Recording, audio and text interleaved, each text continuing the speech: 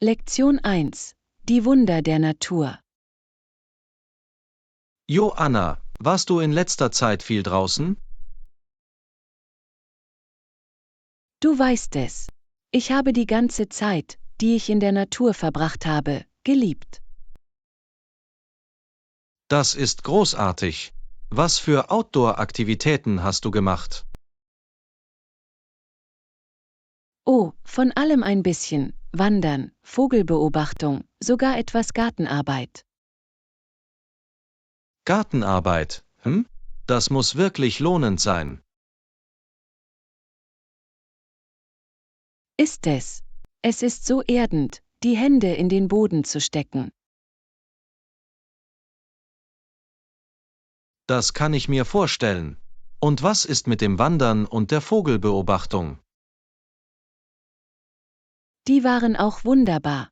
Es ist so friedlich und verjüngend. Ich wette, das Eintauchen in die Natur muss deine Seele wirklich nähren. Absolut. Es erinnert mich daran, wie sehr Darwin von der Natur fasziniert war. Oh ja, ich erinnere mich, dass ich davon erfahren habe.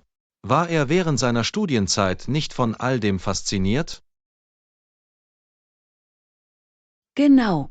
Er erforschte und beobachtete ständig die Wunder der Natur. Das ist so cool. Ich verstehe, warum es unendlich faszinierend wäre. Auf jeden Fall. Es gibt einfach so viel zu entdecken und zu schätzen da draußen. Ich muss wirklich wieder mehr Zeit im Freien verbringen. Es klingt so erfüllend. Lektion 2. Antike Schätze. Jo Anna, hast du in letzter Zeit auf Antiquitätensuche gegangen? Du weißt es. Ich habe Flohmärkte und Immobilienverkäufe durchforstet. Das ist so cool. Was für Schätze hast du gefunden?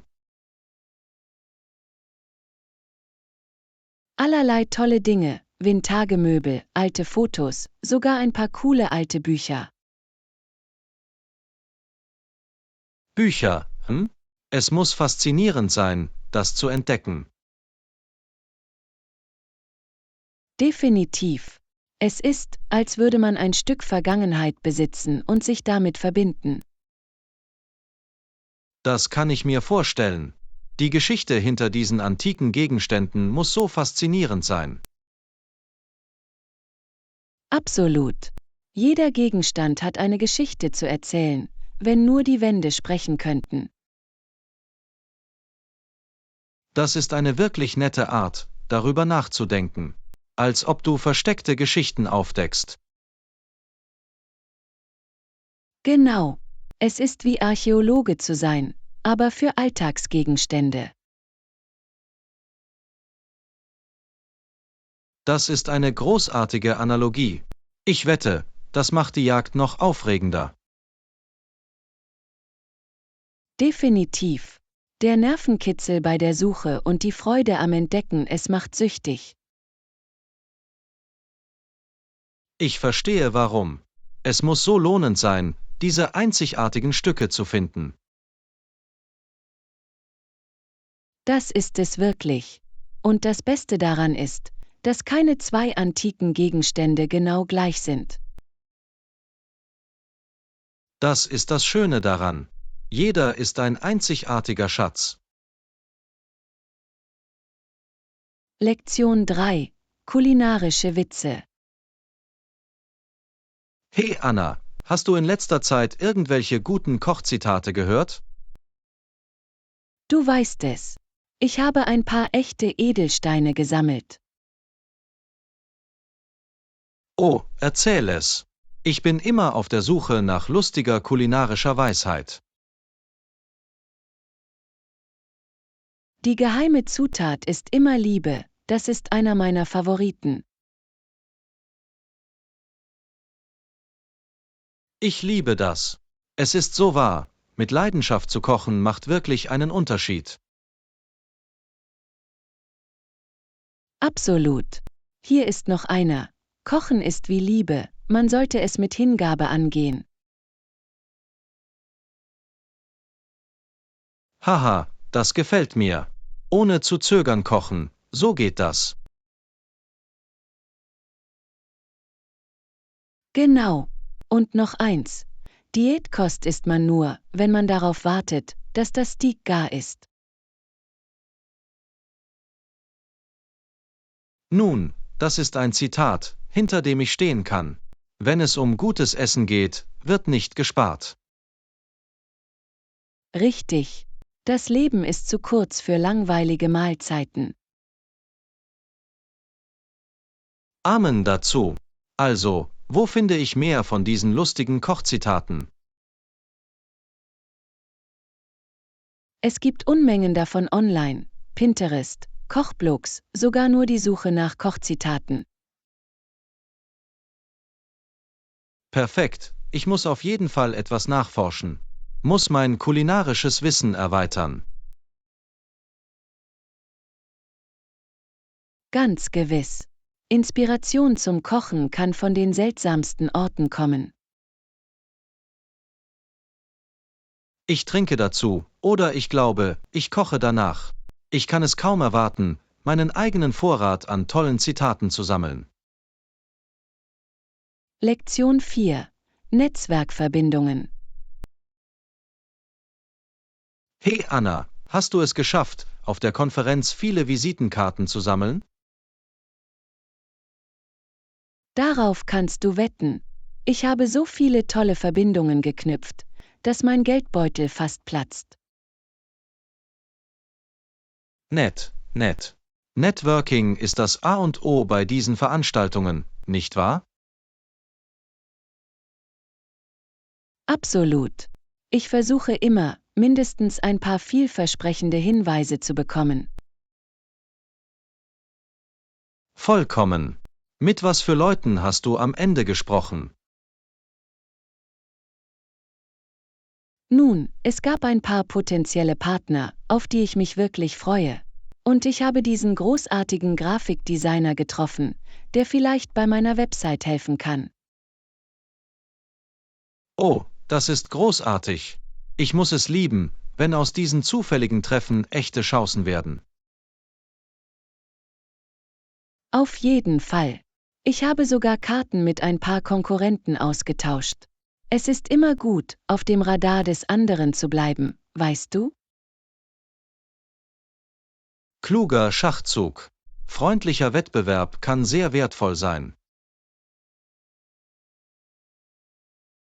Exakt. Außerdem weiß man nie, wann es zu einer Zusammenarbeit kommen könnte. Sehr wahr.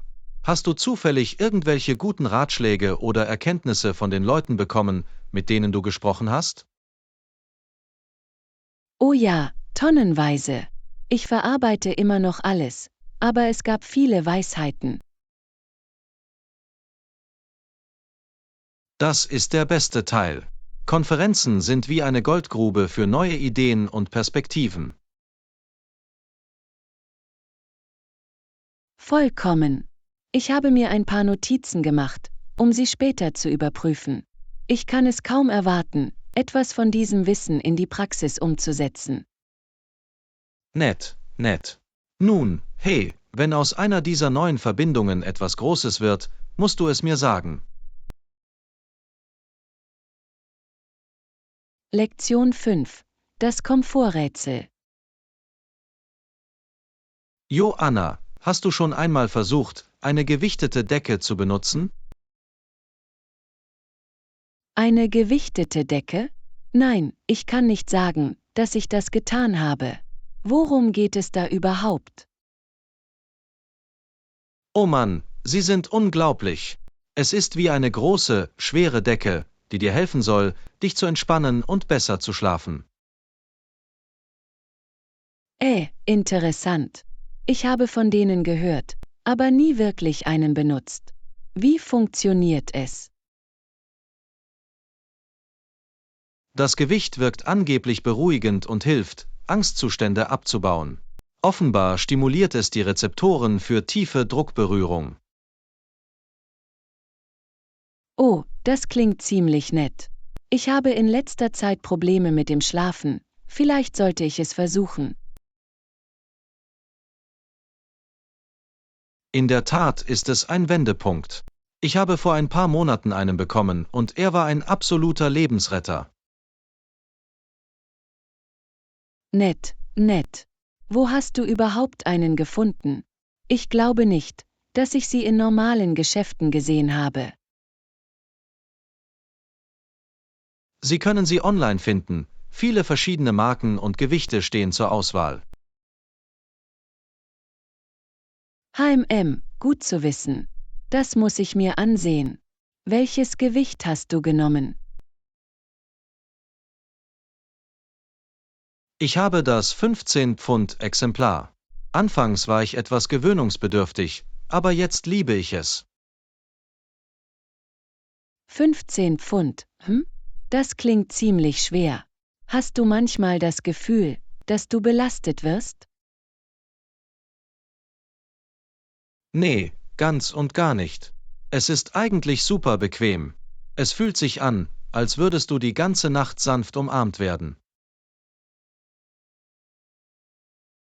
Haha, okay, das klingt ziemlich nett. Vielleicht probiere ich zu Beginn die 10 Pfund Variante. Ja, das ist wahrscheinlich eine gute Idee. Du musst dich in das Leben mit gewichteten Decken eingewöhnen, weißt du? Lektion 6. Gaumenfreuden. Jo Anna, willst du heute Abendessen gehen? Das Abendessen klingt gut. Haben Sie ein bestimmtes Restaurant im Sinn? Eigentlich dachte ich, wir könnten das neue Lokal ausprobieren, das gerade in der Innenstadt eröffnet wurde. Oh, der begeisterte Kritiken bekommen hat? Das wollte ich mir schon lange ansehen. Ja, genau. Ich habe gehört, dass das Essen fantastisch ist und die Atmosphäre super cool ist. Süß, lass es uns machen. Welche Uhrzeit passt dir am besten? Nach 19 Uhr habe ich Zeit. Wie wär's mit 8 Uhr? Das sollte uns genug Zeit geben, um das Essen zu genießen. 8 Uhr funktioniert perfekt. Ich freue mich sehr darauf, diesen neuen Ort auszuprobieren. Hier auch, es wird großartig. Sollen wir lässig sein oder es ein bisschen schick machen? Ich würde sagen, lässig ist der richtige Weg. Halte es kühl und bequem, weißt du? Ja, auf jeden Fall. Ich will nicht zu stickig sein für ein neues Restaurant, oder? Genau. Lässig ist es dann. Ich kann es kaum erwarten zu sehen, welche Art von Küche Sie haben. Ich auch nicht. Ich habe gehört, es ist wie eine Verschmelzung verschiedener Stile, das dürfte interessant sein. Oh, Fusion Food ist mein Favorit. Das wird genau mein Ding sein. Toll, ich freue mich, dass du dich darauf freust. Das wird auf jeden Fall ein lustiger Abend. Lektion 7. Die Natur ruft. Hey Anna, warst du in letzter Zeit in irgendwelchen guten Nationalparks? Weißt du, ich wollte ein paar neue Parks erkunden. Gibt es hier irgendwas, das es wert ist, sich umzusehen? Das gibt es tatsächlich. Es gibt einen namens Green Valley, von dem ich großartige Dinge gehört habe. Grünes Tal? Ich glaube nicht, dass ich davon gehört habe. Wie ist es? Soweit ich weiß, gibt es einige wirklich malerische Wanderwege und wunderschöne Naturlandschaften. Oh, das klingt genau nach meinem Geschmack. Ich liebe es, in die Natur zu gehen. Das gleiche hier. Die Wege sollen sowohl für ungezwungene Spaziergänge als auch für anspruchsvollere Wanderungen perfekt sein. Perfekt, genau das suche ich. Ist es leicht von der Stadt aus zu erreichen? Ja, es ist nur eine etwa 45-minütige Fahrt, also ist es super zugänglich. Toll, das macht es zu einem idealen Tagesausflug. Wann hättest du Zeit, es dir anzusehen? Wie wäre es mit diesem Wochenende? Das Wetter soll herrlich sein. Klingt gut für mich. Ich habe sowohl am Samstag als auch am Sonntag Zeit, sodass wir flexibel sein können. Toll, dann drehen wir für Samstag. Ich kann es kaum erwarten, mit dir die Trails zu erkunden. Ich auch nicht. Es wird so viel Spaß machen. Ich bringe ein paar Snacks für die Wanderung mit. Perfekt, ich packe uns ein kleines Picknick ein. Das wird ein großartiges Abenteuer. Lektion 8. Verträge aushandeln. Guten Morgen, Anna. Hast du dir den Vertrag des neuen Kunden angesehen? Das habe ich getan, und ich denke, wir sollten eine jährliche Preisänderungsklausel auf der Grundlage der Inflation beantragen. Gute Überlegung. Das wird uns helfen, uns langfristig vor steigenden Kosten zu schützen. Exakt.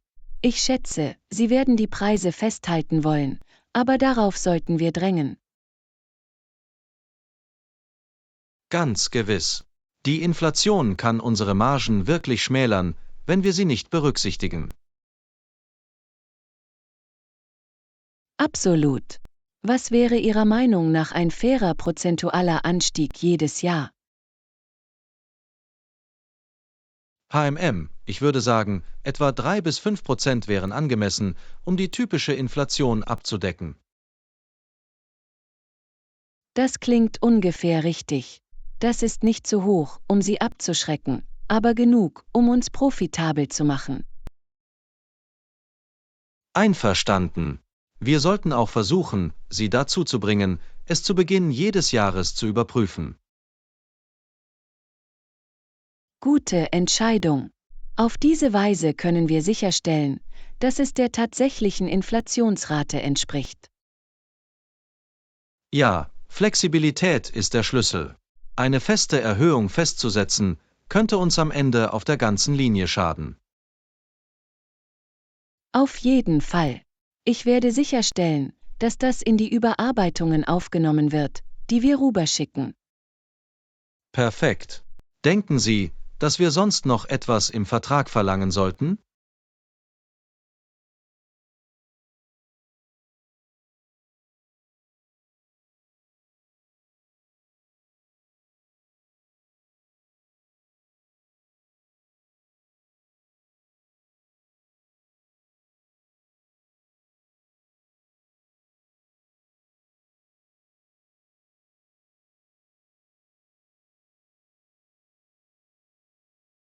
Hey Anna, hast du die neuesten Nachrichten über das Tote Meer gesehen?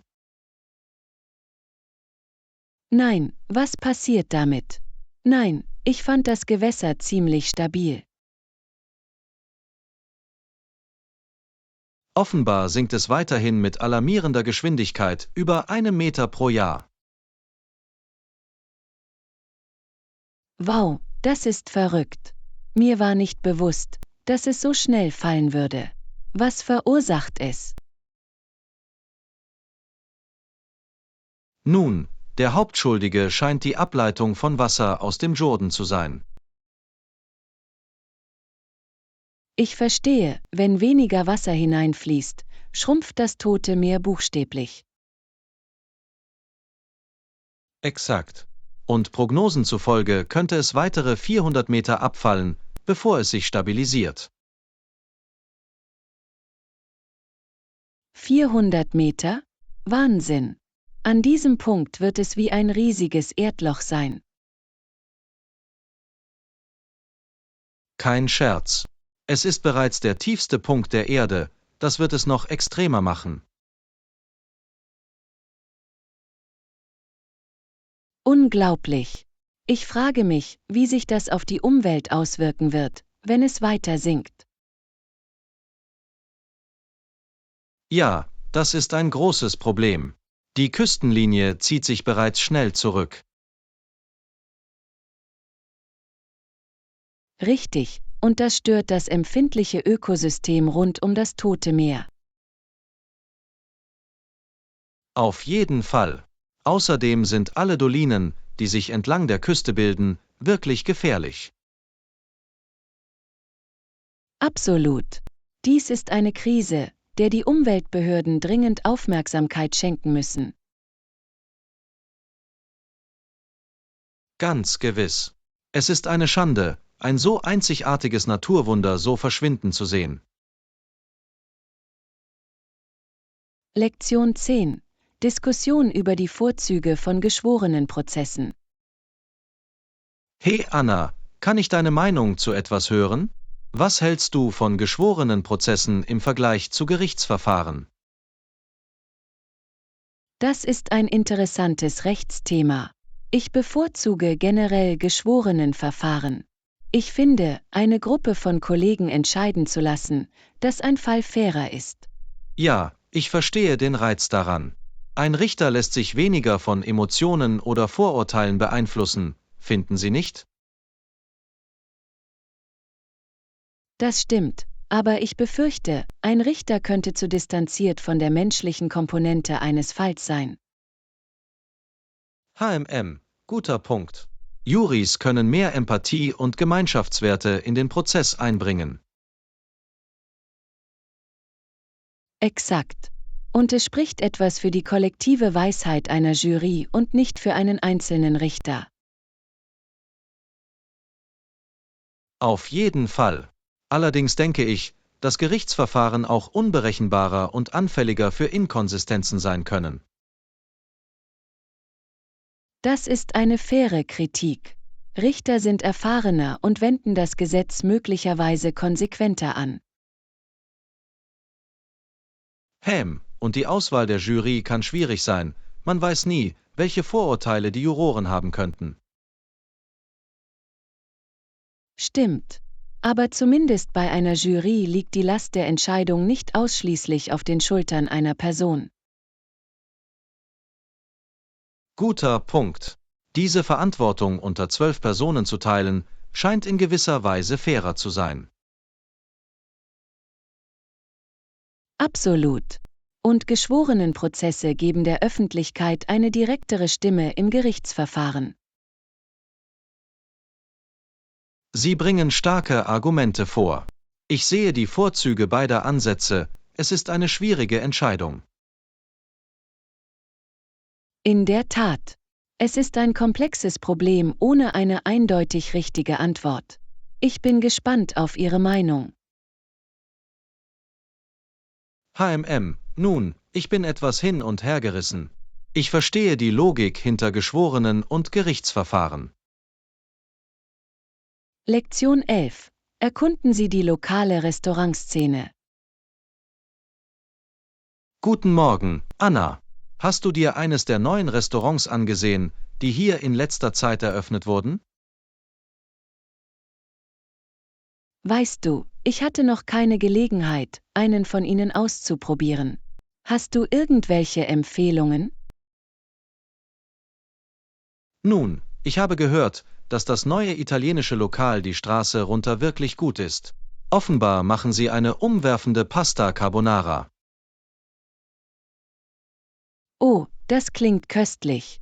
Ich habe immer Lust auf authentische italienische Küche. Das gleiche hier. Was ist mit dem neuen Fusion-Restaurant ein paar Blocks weiter?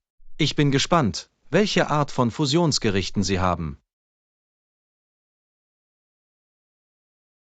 Fusion, Das könnte wirklich interessant sein. Ich bin ein großer Fan davon, neue und einzigartige Lebensmittelkombinationen auszuprobieren. Auf jeden Fall. Ich bin besonders fasziniert von ihrer angeblichen Verschmelzung von thailändischen und mexikanischen Aromen. Thailändisch und mexikanisch, das ist eine unerwartete Kombination, aber ich wette, sie funktioniert überraschend gut.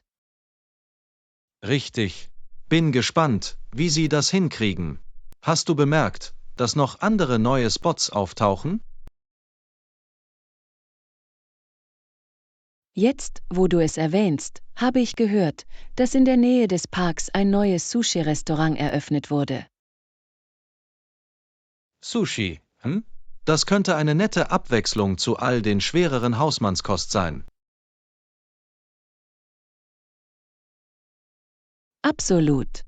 Manchmal sehnt man sich einfach nach dem sauberen, erfrischenden Geschmack von hochwertigem Sushi.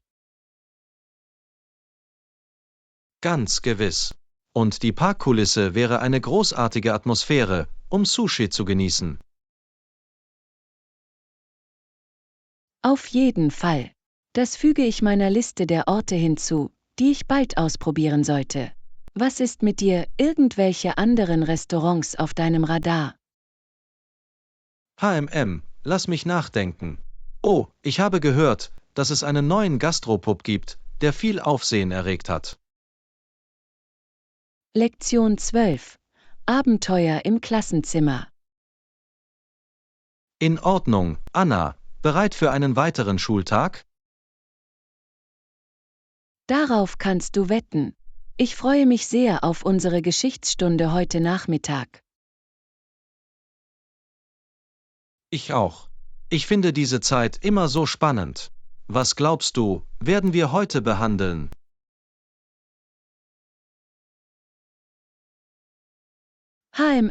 Gute Frage. Vielleicht tauchen wir in ein neues Kapitel über alte Zivilisationen ein. Oh, das wäre faszinierend.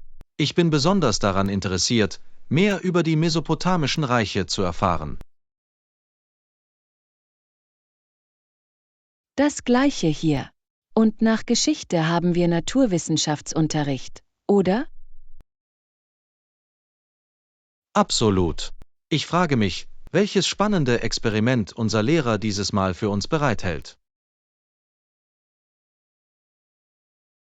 Wenn ich unsere Naturwissenschaftslehrer kenne, wird es wahrscheinlich zu einer explosiven Reaktion kommen. Die machen immer am meisten Spaß.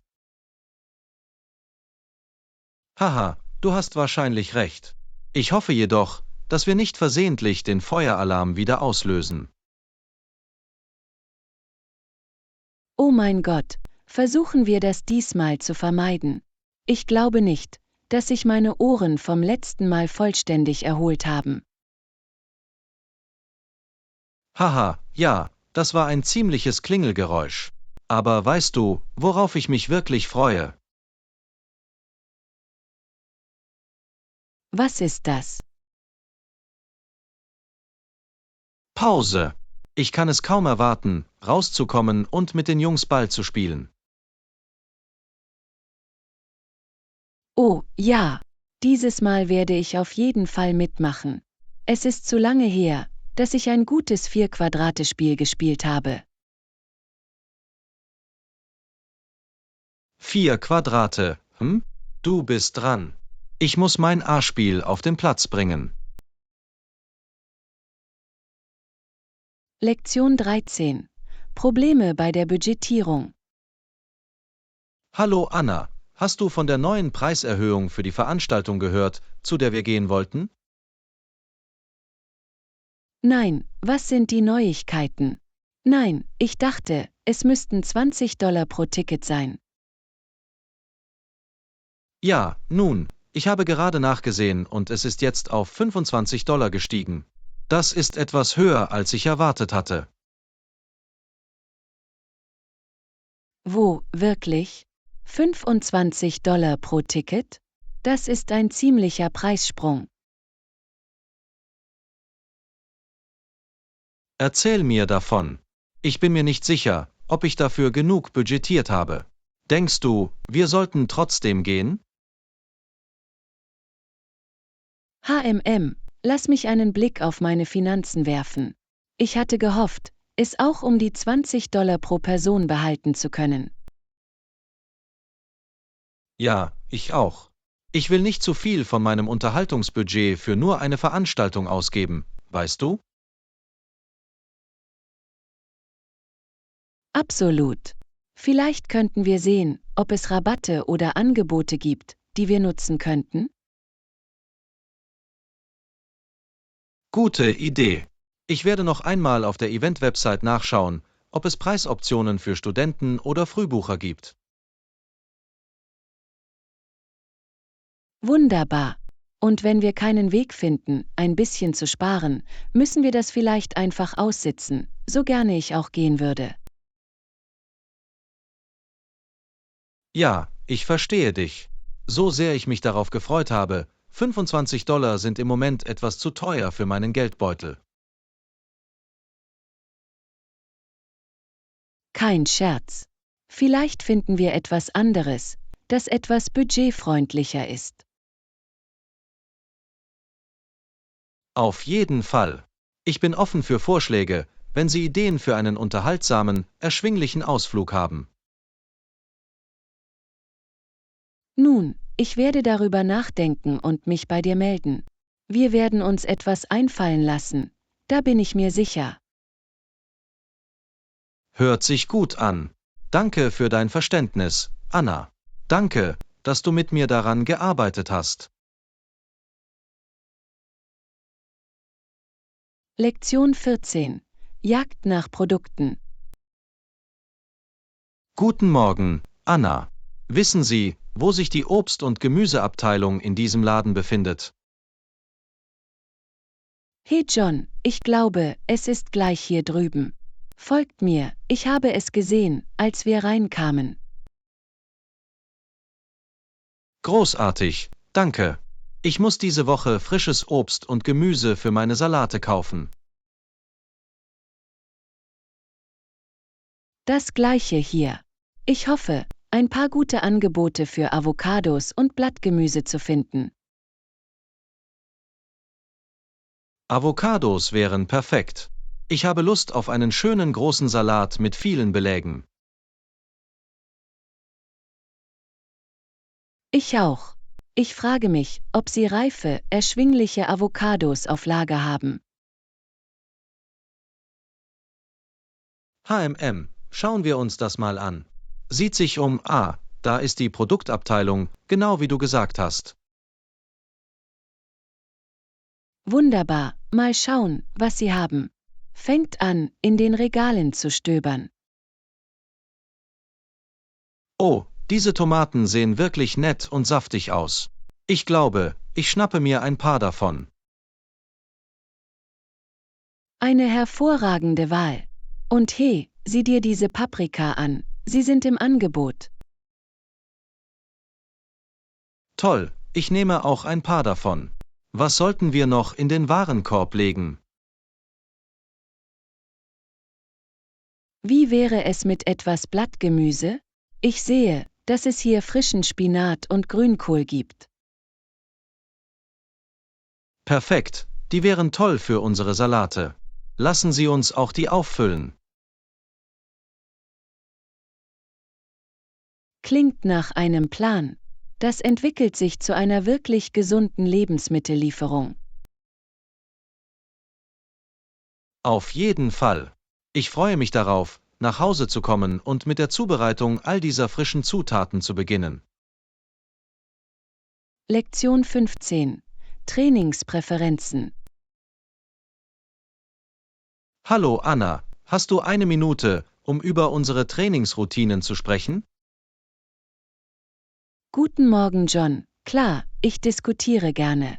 Woran denken Sie? Nun, ich habe darüber nachgedacht, meine Cardio-Routine zu ändern. Mir wird langsam langweilig, nur auf dem Laufband zu laufen. Das kann ich verstehen. Tag für Tag dasselbe zu tun, kann eintönig werden. Was hast du stattdessen in Betracht gezogen?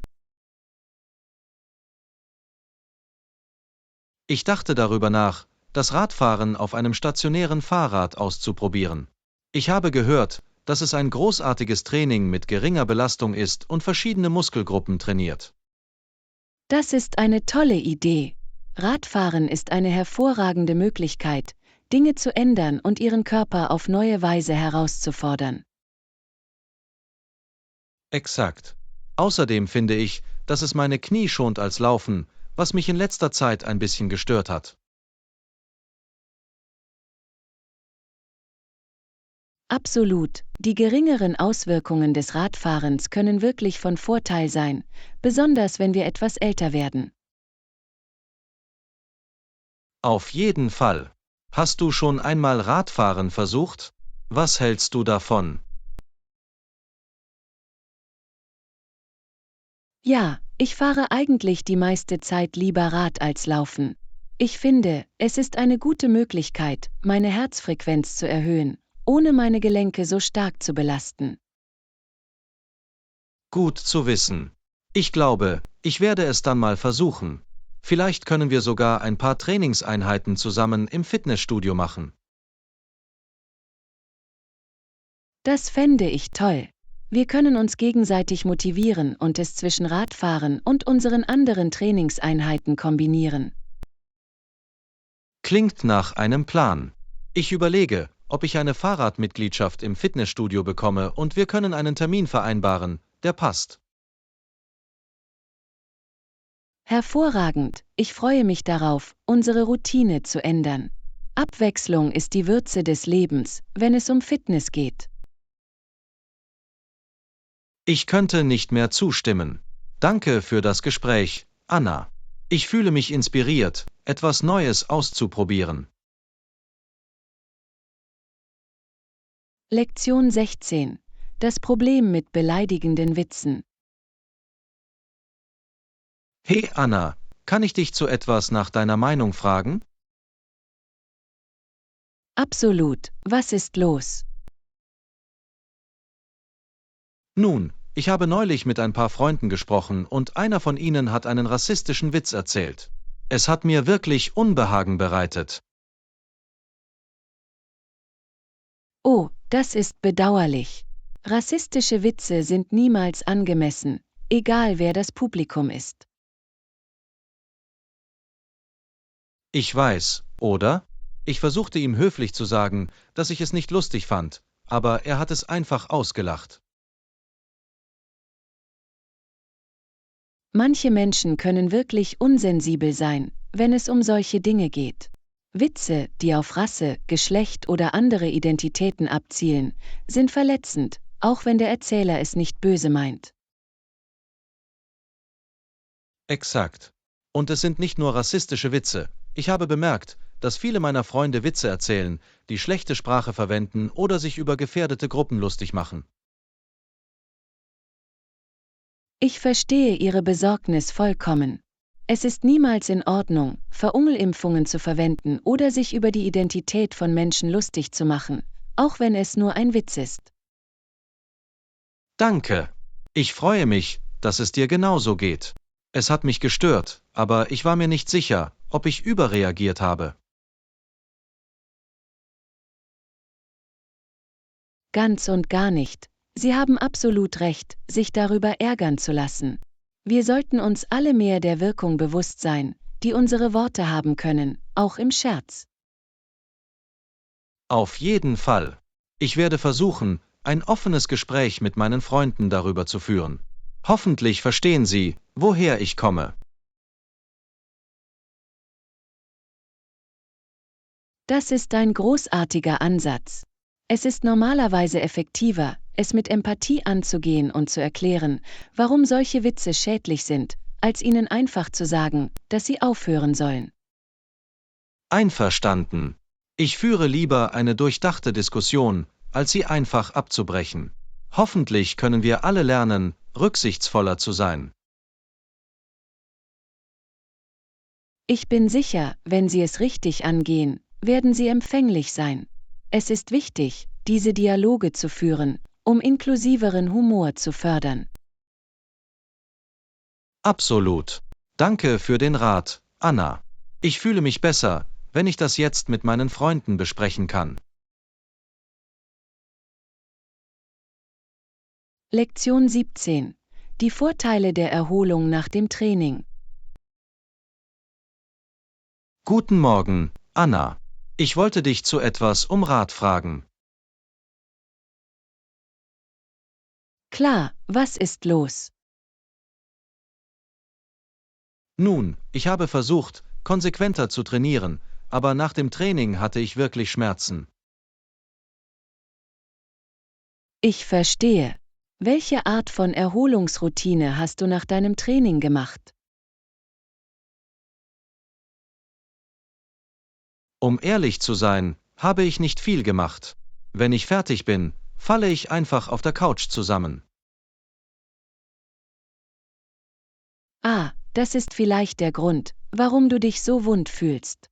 Es ist wichtig, sich nach dem Training etwas zu erholen. Wirklich? Was für Dinge sollte ich tun? Nun, Dehnen und Schaumrollen können bei Muskelkater sehr helfen. Und sich massieren zu lassen kann auch toll sein.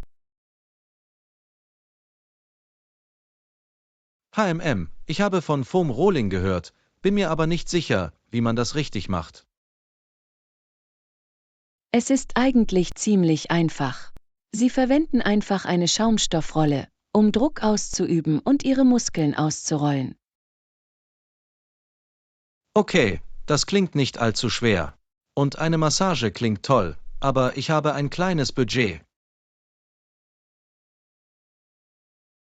Das ist verständlich. Schon ein leichtes Dehnen kann einen großen Unterschied machen. Und es gibt viele großartige YouTube-Tutorials zum Thema Schaumrollen. Toll, das muss ich mal ausprobieren. Danke für den Rat, Anna. Das weiß ich wirklich zu schätzen. Natürlich. Lass mich wissen, ob die Erholungstechniken bei deinen Schmerzen helfen. Ich gebe Ihnen gerne weitere Tipps. Das werde ich tun. Ich freue mich darauf, das auszuprobieren und zu sehen, ob es mir hilft, mich nach dem Training besser zu fühlen. Lektion 18. Den perfekten Preis finden. Sag, Anna, ich wollte dich nach etwas fragen. Klar, was ist das? Ich habe nach einem neuen Laptop gesucht, bin mir aber nicht sicher, wie ich einen fairen Preis herausfinden soll. Ah, ich verstehe. Das kann definitiv knifflig sein. Was ist dein Budget für den Laptop? Nun, ich hatte gehofft, es möglichst unter $800 zu halten. Halten Sie das für ein vernünftiges Ziel?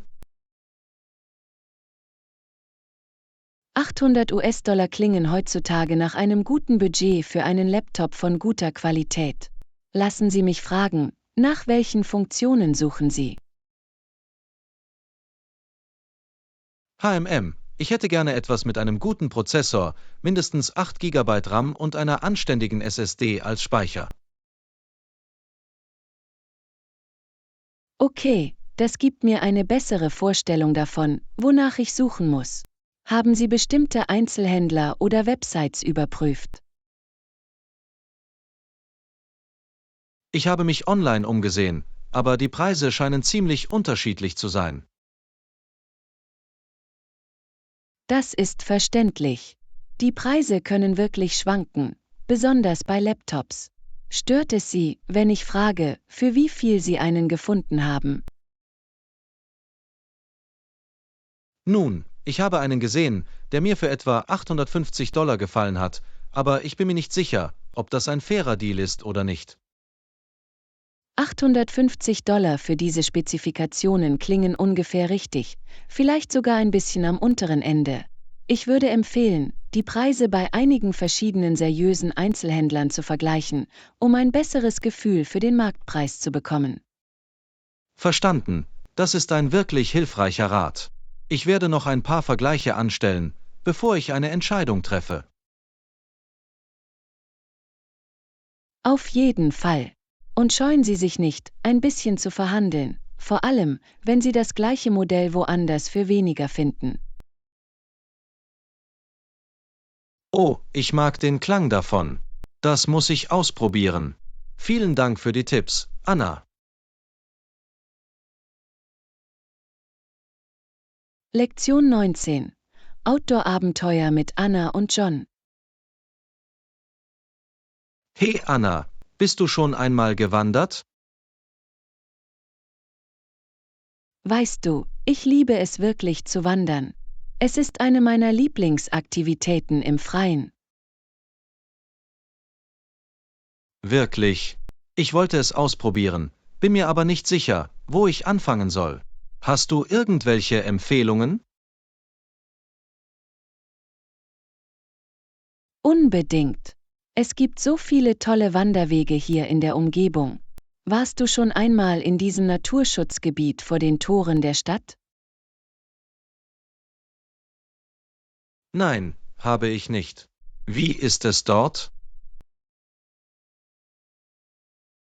Es ist wunderschön. Es gibt ein paar verschiedene Wanderschleifen mit unterschiedlichen Schwierigkeitsgraden.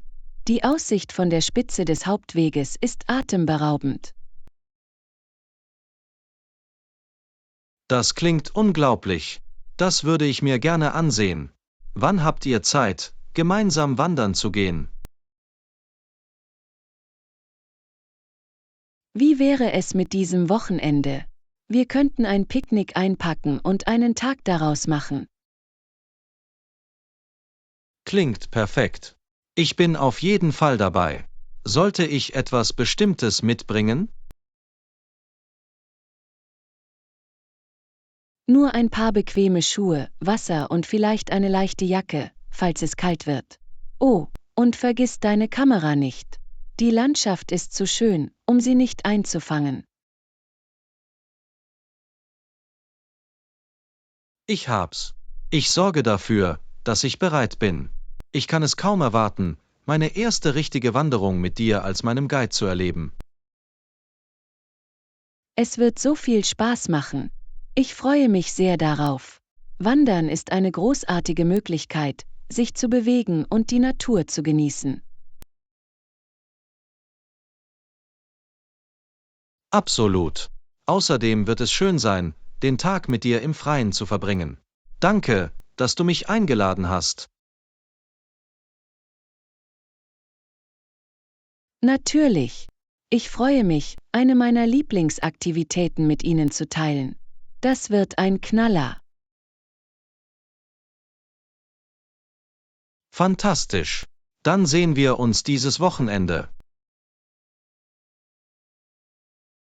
Lektion 20. Fernweh mit Anna und John. Guten Morgen, Anna. Ich habe gehört, du bist gerade von einer Reise zurückgekommen. Wo bist du hingegangen? Ah, ja. Ich habe gerade eine Woche damit verbracht, eine neue Stadt zu erkunden. Es war unglaublich. Oh, wirklich? Welche Stadt hast du besucht? Ich bin nach Paris gegangen. Es steht seit Jahren auf meiner Wunschliste und ich habe es endlich geschafft. Paris, hm? Das muss unglaublich gewesen sein. Was war dein Lieblingsteil?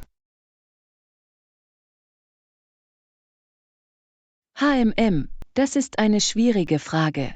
Ich habe es geliebt, entlang der Seine zu schlendern und all die wunderschöne Architektur zu genießen.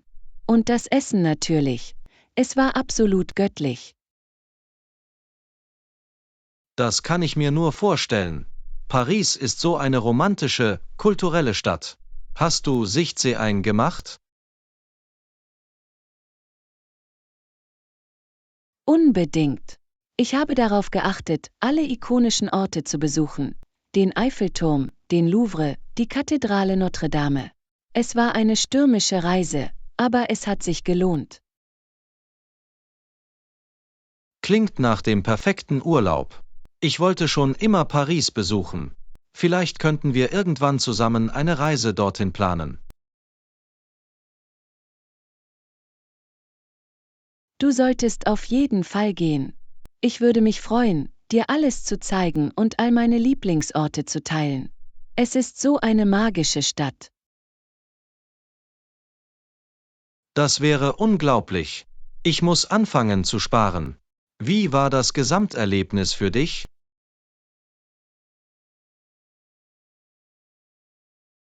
Es war unglaublich. Die perfekte Mischung aus Geschichte, Kunst und Küche. Ich kam zurück und fühlte mich so inspiriert und entspannt. Das ist großartig. Ich freue mich, dass du so eine wundervolle Zeit hattest. Reisen ist so gut für die Seele, findest du nicht? Absolut.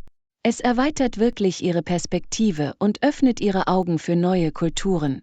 Ich kann mein nächstes Abenteuer kaum erwarten. Ich auch.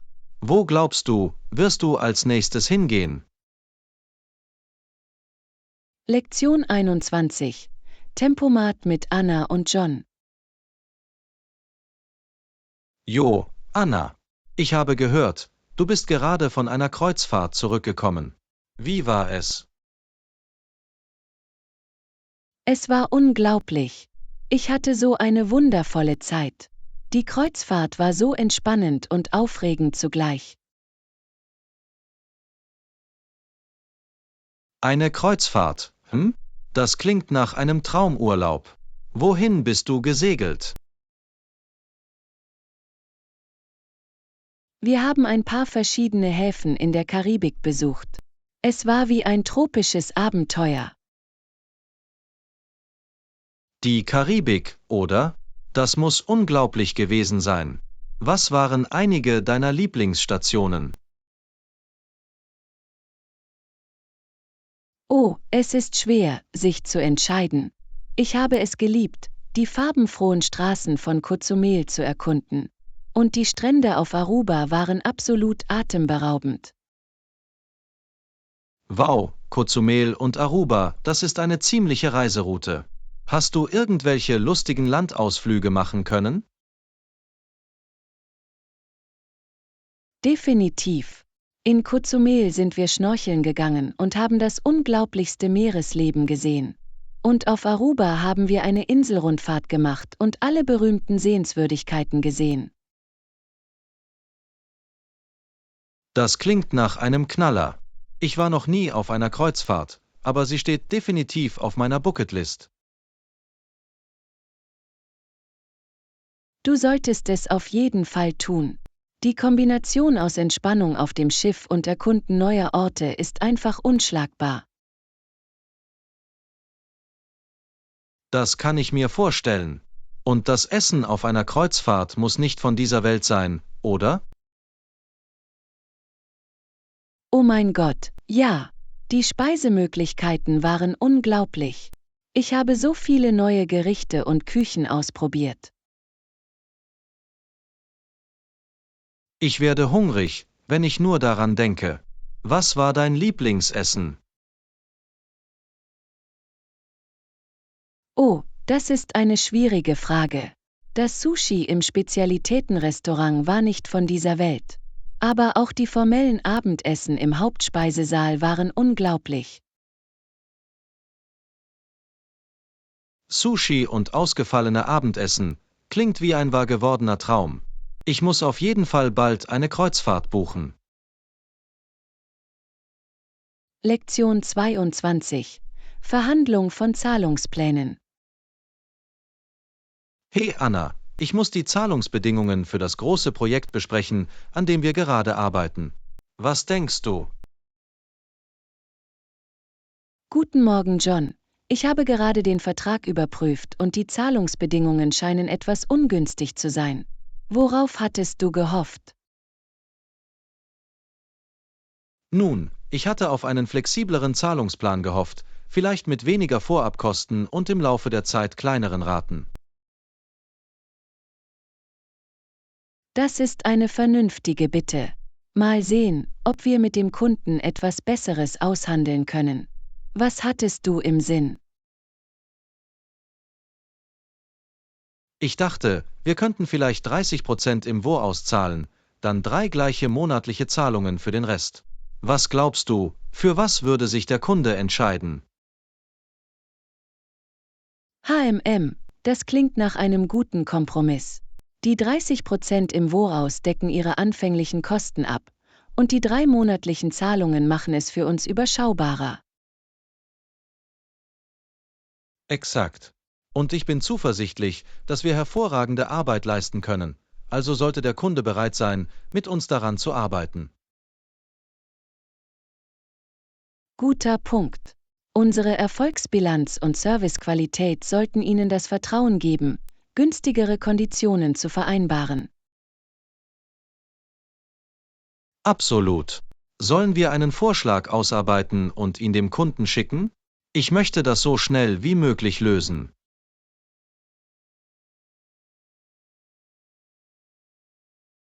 Ja, machen wir das. Ich werde die Details zusammenstellen und sie heute rüberschicken. Hoffentlich sind Sie für unsere Vorschläge empfänglich.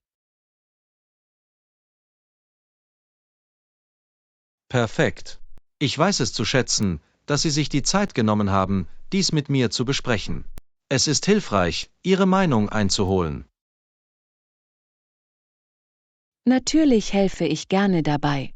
Ich bin zuversichtlich, dass wir eine Lösung finden können, die für uns beide funktioniert.